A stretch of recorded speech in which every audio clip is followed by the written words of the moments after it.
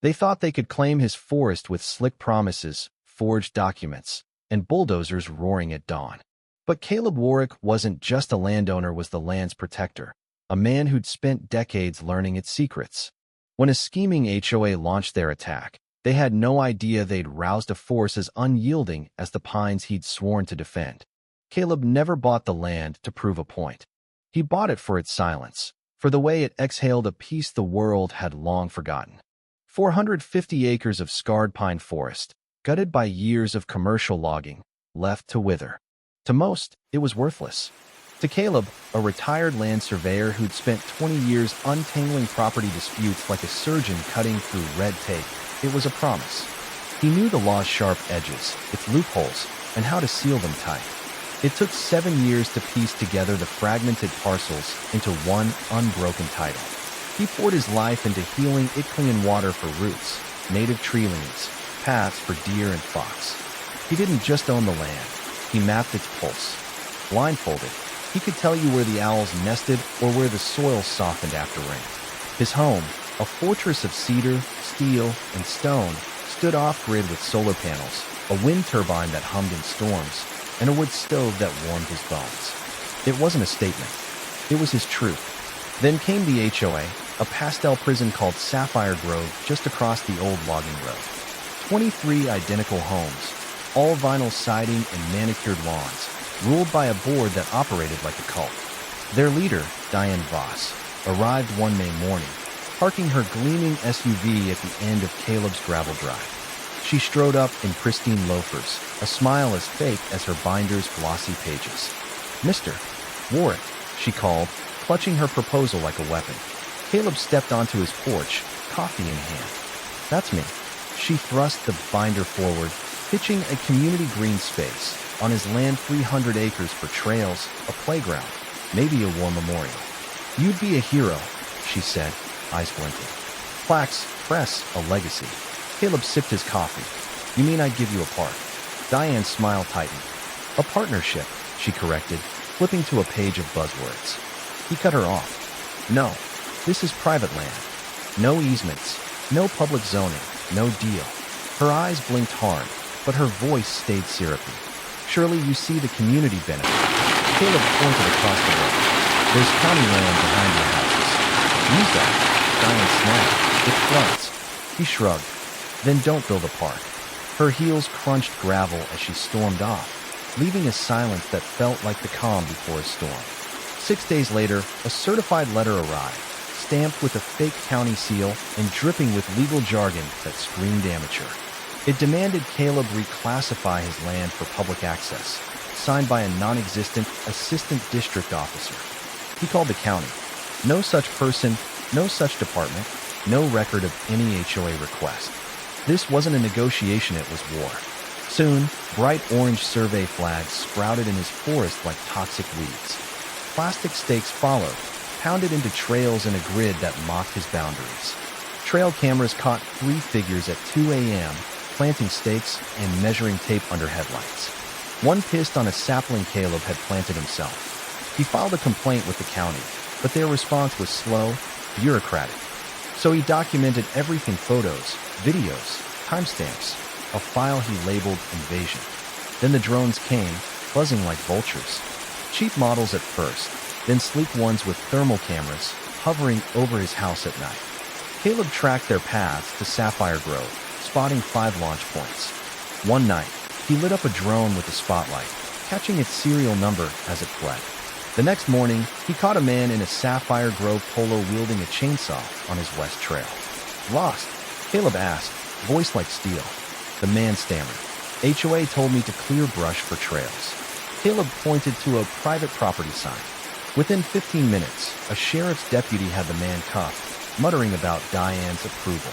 That afternoon, Caleb found a Sapphire Grove newsletter claiming his forest was being transformed into a public reserve, complete with bike paths and a plaque praising his generosity. Generosity? He hadn't agreed to a damn thing. He confronted Diane outside her house, where she was arranging planters like a suburban dictator.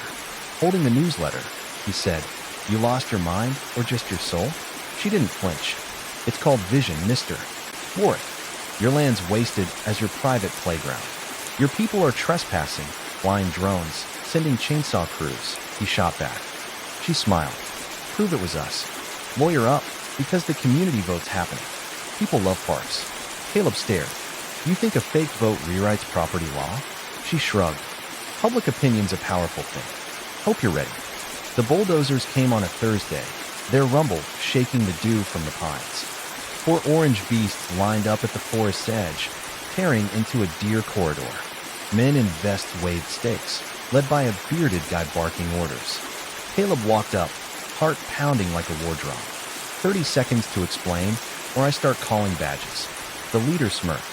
We've got a county contract for trails. It's approved. He handed over a clipboard with a permit from Pinecrest Solutions, a PO, box address, and a forged signature. Caleb recorded it all, narrating for his phone's camera. Caleb Warwick, owner of Parcel 12C. These men are illegally bulldozing my land with fake papers. The crew's faces shifted. Deputy Larson arrived, took one look at the permit, and shut it down. Pinecrest wasn't registered, had no license, no insurance. The bearded guy? Diane's son-in-law, Nathan Voss. By day's end, 40 yards of forest lay scarred, nests crushed, a fox den collapsed. Sapphire Grove left signs, future Sapphire Grove Trail.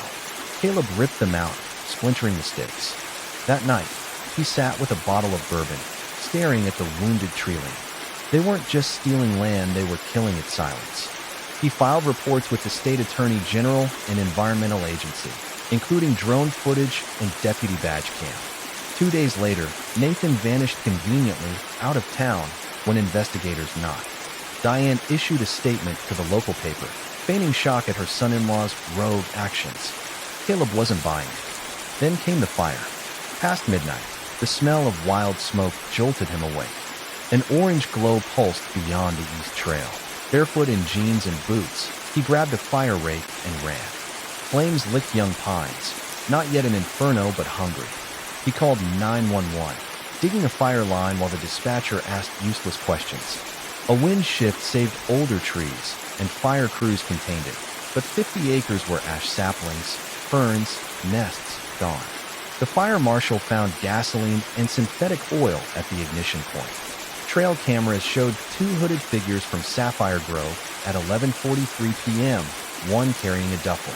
The sheriff ID'd one as Diane's grandson, a teenager she'd manipulated into setting the blaze to spark public support for her park. She'd called it shaping the narrative. The kid's parents cracked, admitting Diane supplied accelerants and directions. Caleb walked the blackened grove, cataloging losses, 47 environmental damages, countless displaced animals. He filed with the State Environmental Crimes Unit and the DA, hand-delivering a letter to the press. The headline screamed, "Arson in contested forest tied to HOA leader's family." The feds got involved using kids to burn protected land crossed into their jurisdiction. Caleb hired a private investigator who unraveled a web of fraud. Forged letters traced to Diane's printer, Pinecrest tied to Nathan, a stolen notary's signature. Diane's home and HOA office were raided, revealing plans to subdivide Caleb's land for houses. Emails showed 2 county officials in her pocket, drafting fake easements. Diane was arrested in her driveway, mid-TikTok, charged with conspiracy, fraud, arson by proxy, and more. Nathan got 5 years for forgery and fraud. The HOA board took plea deals, exposing Diane's cash-fueled schemes, including wine resort retreats. Sapphire Grove's assets were frozen, its charter dissolved under RICO. Residents gained individual titles, free from HOA dues. Some cheered, others wept. Caleb's lawsuit hit civil court. With maps, drone footage, and an ecologist's testimony, he won $3.2 million for restoration, legal fees, and distress. Diane's SUV, lake house, and condo were seized. He didn't celebrate. The money funded a Sanctuary Warwick Hollow Wildlife Preserve, a 501c3 closed to the public, open only to vetted researchers and volunteers. Biologists replanted natives, foxes returned, then owls. A modern homesteader feature, The Surveyor Who Fought Back, went viral, sparking nationwide HOA pushback.